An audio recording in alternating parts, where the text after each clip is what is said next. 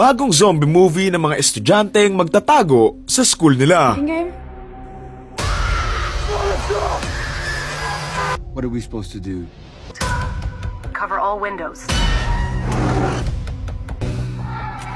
For anyone you suspect to be infected, do not attempt to assist them.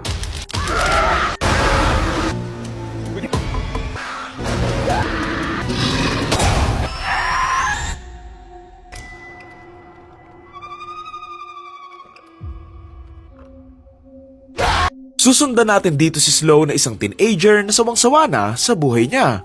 Ang araw, magbabago ang lahat nang magkaroon nga ng zombie sa lugar nila at sinimulang umatake sa maraming tao. Dito nga tatakas itong si Sloan kung saan may makakasama siyang iba pang mga teenagers at dito nga sila magtatago sa school nila. Habang marami pang zombies doon sa labas, dito na nga sila gagawa ng paraan para makasurvive kung saan hindi ito magiging madali dahil na nga rin sa mga mangyayari at sa mga taong makakasama nga nila. Title ng movie, This Is Not a Test. Ito yung klase ng movie on which either magugustuhan nyo or aantukin kayo. On me personally, me lang. Ako kasi, fan naman din ako ng mga slow burn films and isa nga to doon and ito, pwede na, pero may kulang eh. Para tong The Last of Us na hinaluan ng The Breakfast Club but in a mediocre way.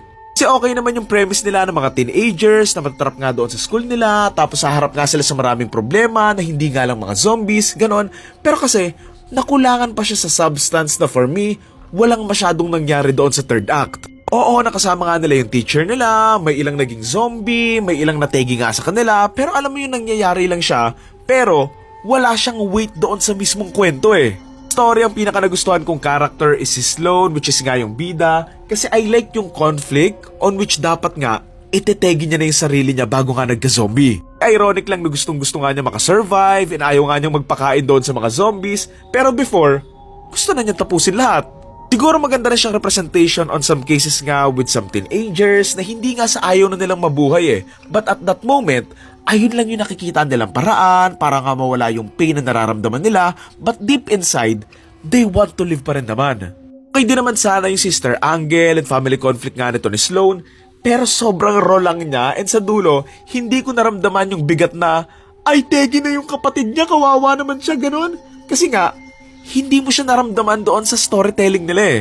Hindi ko din masyado nagustuhan yung iba pa nga mga characters dito na hindi nga sila na-introduce ng maayos na parang hindi pa sila nag-grow or parang wala silang importansya doon nga sa kwento.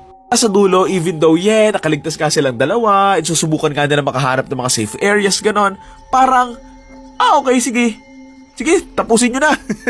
Very familiar lang talaga yung premise nito and pwede sanang maging maganda yung kwento nito eh. Pero ayun, naging mediocre yung kinalabasan na clear naman yung kwento eh.